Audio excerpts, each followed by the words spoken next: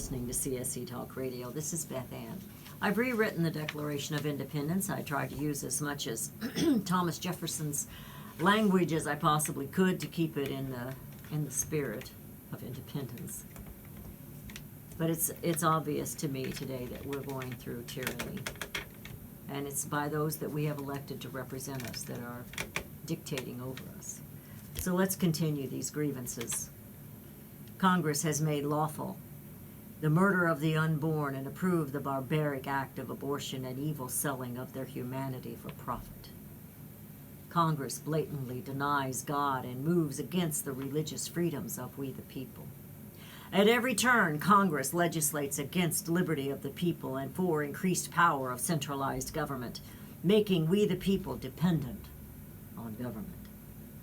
In every stage of these oppressions, we have petitioned for redress in the humblest terms. Our repeated petitions have been ignored. Congress, whose character is thus marked by every act which may define a tyrant, is unfit to be representatives of a free people.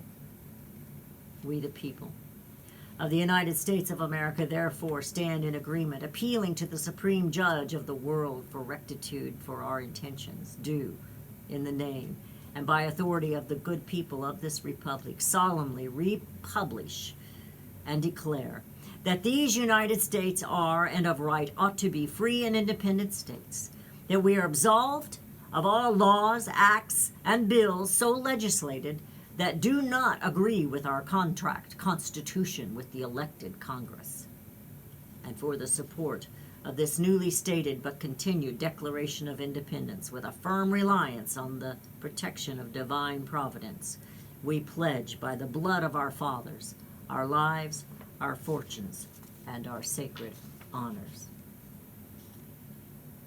A new Declaration of Independence for a new tyranny in America. George Washington said, "The marvel of all history is the patience with which men and women submit to burdens unnecessarily laid upon them by their government." We have issued grievances. We have issued cease and desist letters to them. Not all of them answered, some of them did. Many of you sent those.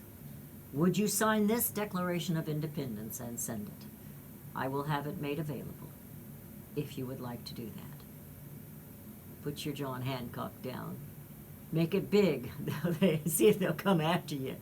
Are we willing to be inconvenienced for liberty? You know, it's a scary thing what's going on. It's been scary for a long time. We have watched the deterioration of liberty in this nation for decades and decades. America. It's a special land. It's not a perfect land. Not at all. It's not. There are no perfect people. These signers of the Declaration of Independence, they weren't perfect men. They had sins. They had things in their lives that we would not be proud of. But they had this want and love for liberty. They didn't all agree on everything either. We know that. But neither do we. America. I don't know who wrote this, and I used it a while back. I'm going to use it again. America is a land of heroes, a place where greatness is born, where destinies are forged, and where legends come to life. This is the home of Thomas Edison and Teddy Roosevelt, of many great generals, including George Washington, Pershing, Patton, and MacArthur. This is the home of Abraham Lincoln, Frederick Douglass, Amelia Earhart, Harriet Tubman, the Wright brothers, Neil Armstrong, and so many more. This is the country where children learn names like Wyatt Earp, Davy Crockett, and Annie Oakley. This is a place where the Pilgrims landed on Plymouth, where Texas patriots made their last stand at the Alamo. The American nation was carved out of the vast frontier by the toughest, strongest, and the fiercest most determined men and women ever to walk on the face of the earth. Our ancestors braved the unknown, tamed the wilderness, settled the Wild West, lifted millions from poverty, disease, and hunger, vanquished tyranny and fascism, ushered the world to new heights, science and medicine, laid down the railroads, dug out the canals, and raised up skyscrapers. Our ancestors built the most exceptional republic ever to exist in all of human history. This is our glorious and magnificent inheritance.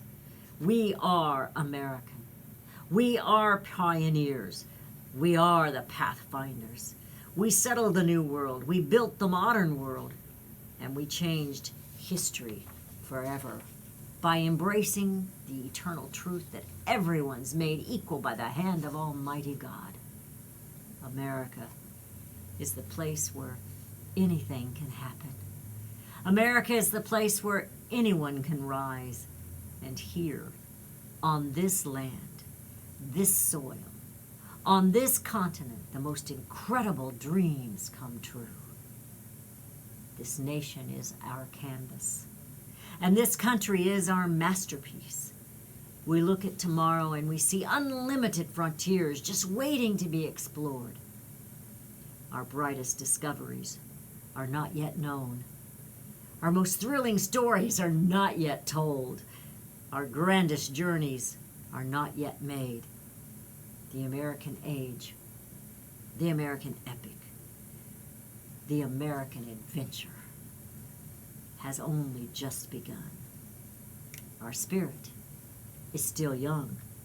The sun is still rising. God's grace is still shining. And my fellow Americans, surely the best is yet to come. We're always facing an enemy. There's always one out there. There's always an existential threat upon our liberty. There are many, but right now in this nation, I believe the biggest threat are the very ones we entrusted to guard our liberty, Congress. Will you be willing to be inconvenienced for liberty? The Declaration of Independence, reclaimed, rewritten, and stamped. I will sign it, and I will send it. Will you? Liberty comes from God. It's in the hearts of the people who love Him, and it's only through Him we have liberty, and it is only through God we will bring America home.